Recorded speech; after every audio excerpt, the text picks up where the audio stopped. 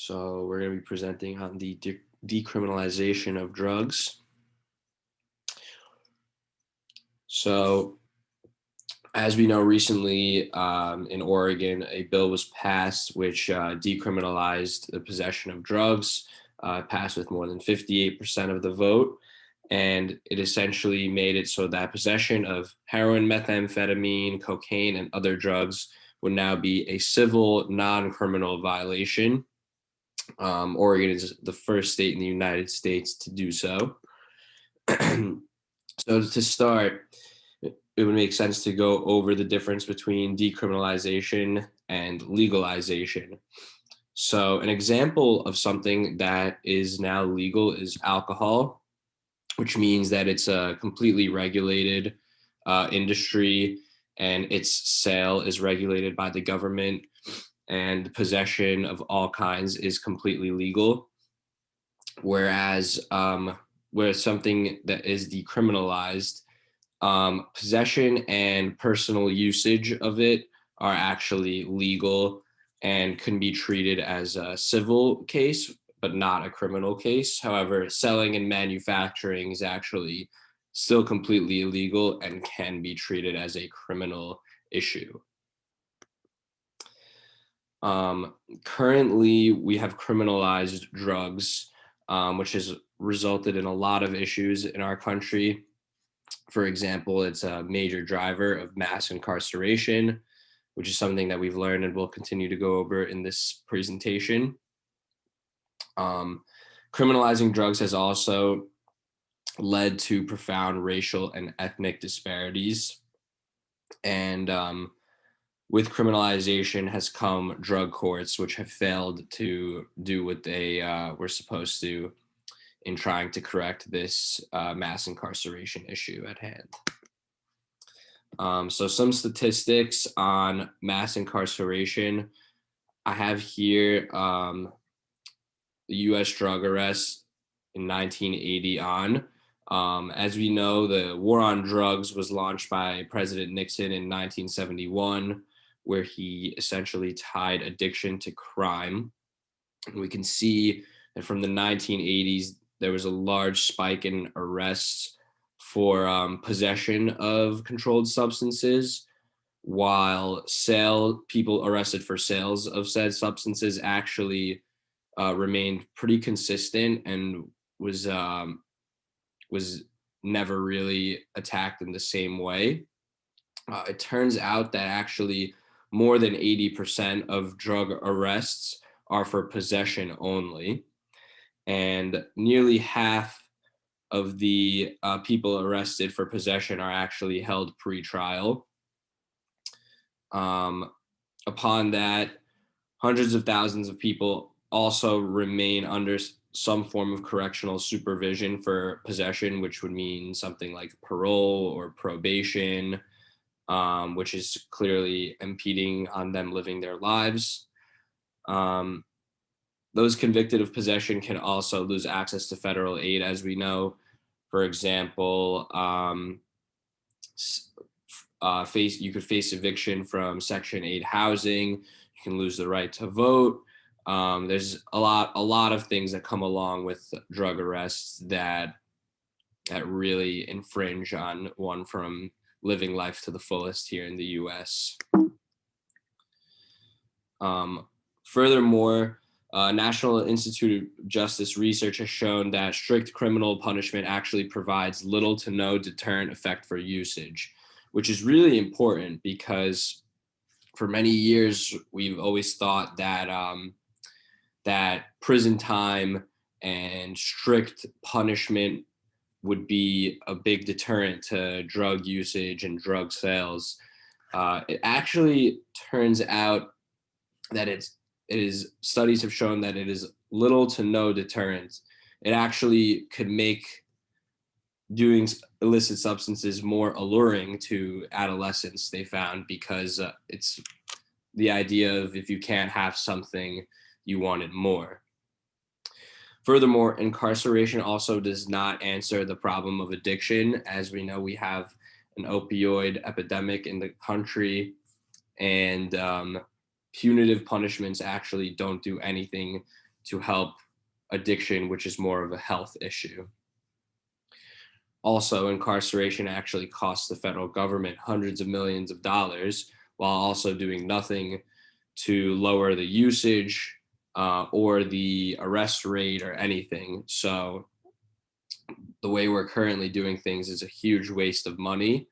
Um, Also, from a moving away from data, putting people away into prison, whether they're being held pre-trial or getting sentenced for drug charges, you are removing adult figures from communities that are more prone to violence and drug usage, and you take examples out of these communities, and the youth have no one to look up to, and it ends up becoming a cycle. So incarceration in the US also is actually the highest in the world and is among the highest rates of illicit drug use as well. So how could decriminalization rectify this? Well, decriminalizing drugs actually drastically reduces the number of people arrested, incarcerated, or otherwise swept into the justice system, which would allow people and their families and communities to avoid the many harms that flow from drug arrests, incarceration, and the lifelong burden of a criminal record. Money saved from not incarcerating people could actually be used to help aid addiction, and would be invested into prevention and treatment centers, which is something we'll continue to go over. Decriminalizing drugs also reduces the stigma associated with drug use, so that people with drug addiction are actually encouraged to come out and seek treatment and support. As we know, if we are always going to have this stigma around drugs, it will make people less likely to seek help. And what we really want at the end of the day is to solve the problem of addiction and make it an open environment where people can feel comfortable to come out and say that they've been using. Also, decriminalization of drugs would free up law enforcement resources to be used in more appropriate ways. So if we're dedicating a lot of resources in law enforcement to drug possession and petty drug offenses, we're definitely taking attention away from other issues. With time and resources being taken away from petty drug offenses, it leaves a lot more time to focus on violent crime like robberies and murder, which actually take a little more time to handle anyway. So freeing up the time and resources would be very big. So is this what drug courts are for? Essentially, we learned in class that these drug courts were established to try to get people arrested on petty drug offenses back into the community to try to solve this mass incarceration issue. However, the drug courts are actually not working. Most drug courts do not save money or improve public safety, and actually ultimately fail to help people who are struggling with drug problems, which is the goal of drug courts. They also fail to offer real treatment to people in actual need of it, and they often inflict more punishment on people suffering from drug problems than traditional criminal courts. That is to say that if the whole point is to help people come back into the community, but you're not going to help provide treatment and resources, it's just not going to happen. And also, even though the thought might be that our access to these resources is little to none. So furthermore, I'm going to go over the racial and ethnic disparities that have come from this war on drugs. So Black people comprise 29% of those arrested for drug law violations, and roughly 35% of those incarcerated in state prison for drug possession only. So looking at those numbers and comparing it to the fact that they account for only 13% of the population while using at similar rates is extremely alarming. And obviously, this has led to a system where people of color are more likely to be unlawfully searched, which is a complete impediment on privacy and freedom. And as we know, this has created a massive, this combined with the drug war, combined with our system of racism, has led to um, massive stigmas surrounding the Black and brown communities. And also it has created a system where we can, where police officers are able to go past their jurisdiction in order to protect and serve, so to speak.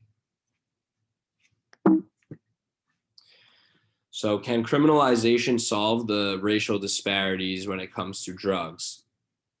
The answer is yes. Discretion in drug enforcement and sentencing means the prohibition is among the leading causes of incarceration of people of color in the United States. 1 in 5 of the incarcerated people of color actually have been there for a drug offense at one point, which means if we are going to change the system, we would be removing at least 1/5 of the incarcerated population, or the population of people arrested, just by decriminalizing drugs. Also, departments will be able to redirect their resources towards violent crime prevention. And also, we would be able to, as I said, invest in different resources for getting addicts the help that they need. Redirecting the focus of police departments and law enforcement in this sense would actually help restore some trust between communities of color and the police.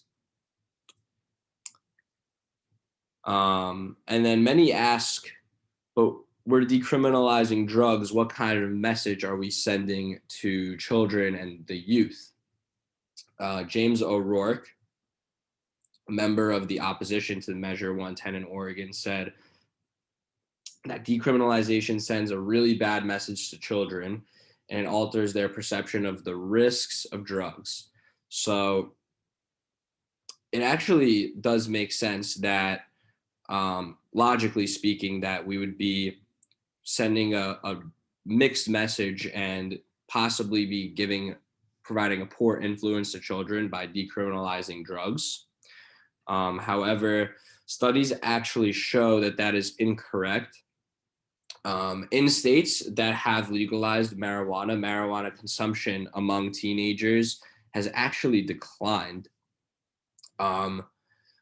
I dive into some further research to see how this is possible, and it actually shows that, particularly in youth, banning a behavior makes it more alluring. So defining drugs as a health concern rather than a crime could actually make them less appealing to individuals.